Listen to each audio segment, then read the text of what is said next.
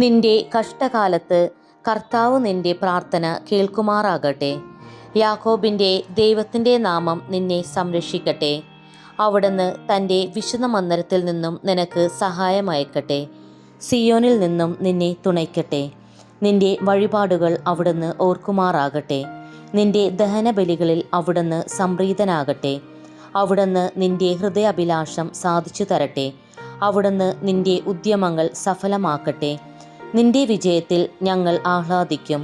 അങ്ങനെ ഞങ്ങളുടെ ദൈവത്തിൻ്റെ നാമത്തിൽ ഞങ്ങൾ വിജയപതാക പാറിക്കും. കർത്താവ് നിന്റെ അപേക്ഷകൾ കൈക്കൊള്ളട്ടെ. കർത്താവ് തൻ്റെ അഭിഷിക്തനെ സഹായിക്കുമെന്ന് ഞാനിപ്പോൾ അറിയുന്നു.